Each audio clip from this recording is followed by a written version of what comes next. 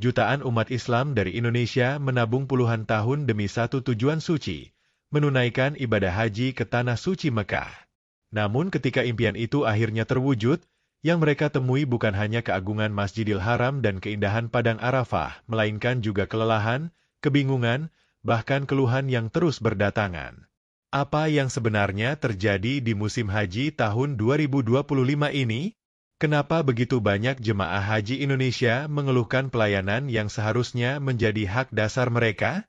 Inilah realita yang harus kita buka bersama.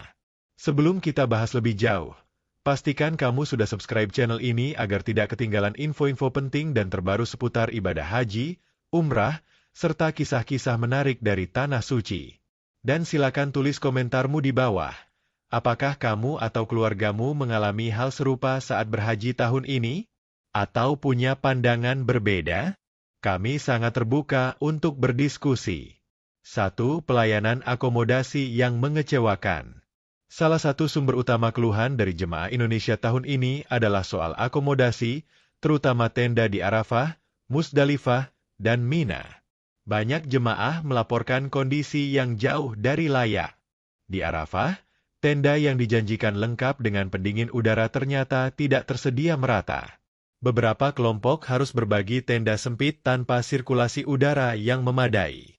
Akibatnya, suhu di dalam tenda terasa seperti sauna, membuat lansia dan jemaah yang lemah secara fisik sangat tersiksa. Sementara itu, di Musdalifah, banyak jemaah terlantar karena tidak kebagian tempat. Mereka harus tidur di jalanan, beralaskan kardus, dan menghadapi suhu malam yang dingin tanpa perlindungan. Di Mina, situasinya tidak lebih baik. Overkapasitas menjadi masalah utama. Banyak tenda menampung jemaah melebihi kapasitas normal. Akibatnya, ruang gerak sempit, dan beberapa orang harus tidur dalam posisi duduk. 2. Transportasi yang kacau balau. Masalah transportasi juga sangat dominan tahun ini. Proses pergerakan jemaah dari satu lokasi ke lokasi lain berlangsung sangat lambat dan sering tanpa kejelasan waktu. Ada jemaah yang menunggu bus selama lebih dari 4 jam di bawah terik matahari. Bahkan ada yang akhirnya memilih berjalan kaki sejauh belasan kilometer karena putus asa menunggu jemputan. Beberapa bus juga datang tanpa pemandu atau tidak sesuai dengan yang dijadwalkan. Koordinasi antar panitia penyelenggara, baik dari Indonesia maupun pihak Saudi, tampak tidak sinkron. Hal ini memicu kepanikan dan kelelahan luar biasa di kalangan jemaah. 3. Makanan tak layak konsumsi. Keluhan tentang makanan juga membanjiri media sosial. Banyak jemaah mengaku menerima makanan dalam kondisi dingin, bahkan basi.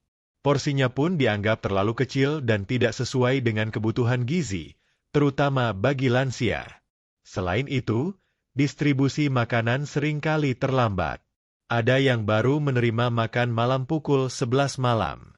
Ini bukan hanya mengganggu ibadah, tapi juga mengancam kesehatan jemaah. Beberapa jemaah mengeluhkan tidak ada menu yang sesuai selera orang Indonesia, terutama bagi yang lansia atau memiliki pantangan makanan tertentu. 4. Kurangnya air minum dan fasilitas MCK. Masalah klasik soal air bersih dan toilet kembali muncul. Banyak toilet yang rusak, tidak dibersihkan secara berkala, dan tidak tersedia air. Jemaah harus antre panjang untuk sekadar buang air atau berwudu. Hal ini diperparah oleh cuaca ekstrim yang membuat kebutuhan air minum meningkat drastis. Di beberapa lokasi, jemaah hanya mendapatkan 1 botol air kecil untuk sehari penuh. Kondisi ini jelas tidak manusiawi, apalagi di tengah iklim Arab Saudi yang panas dan kering. 5. Sistem syarikah yang disorot tajam. Sistem syarikah yang mulai diterapkan tahun lalu kembali menuai kritik. Sistem ini sejatinya bertujuan mempermudah distribusi layanan jemaah melalui pihak ketiga yang ditunjuk Arab Saudi. Namun dalam praktiknya, sistem ini membuat koordinasi semakin rumit. Petugas Indonesia kehilangan kendali atas banyak aspek layanan, karena hampir semua hal harus melalui syarikah. Akibatnya, ketika ada masalah di lapangan, solusi sering datang terlambat atau tidak jelas. 6. Minimnya informasi dan edukasi. Banyak jemaah yang merasa tidak dibekali dengan informasi yang cukup, terutama tentang rute pergerakan, jadwal, dan tata cara pelaksanaan ibadah. Ini membuat mereka bergantung sepenuhnya pada pembimbing, dan ketika pembimbing tidak tersedia atau tidak responsif, jemaah menjadi bingung. Masalah ini sangat terasa terutama saat wukuf di Arafah dan saat mabit di Musdalifah.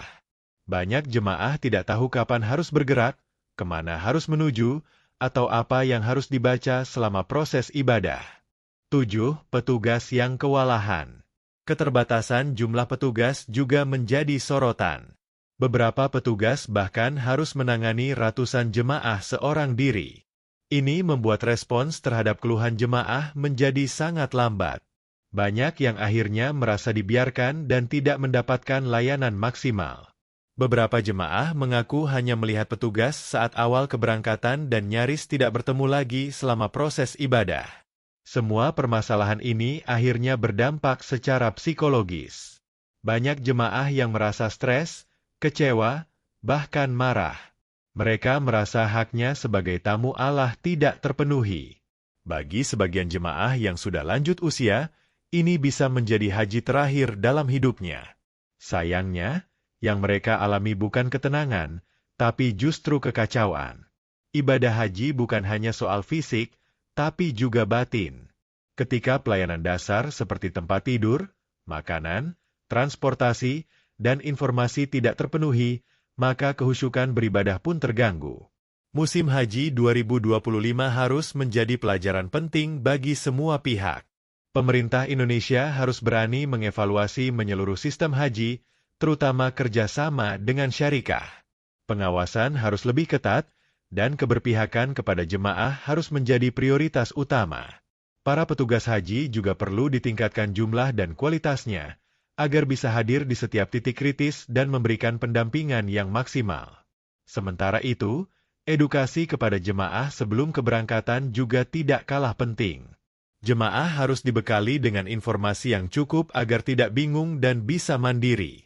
Tidak ada ibadah yang sempurna tanpa pelayanan yang memadai.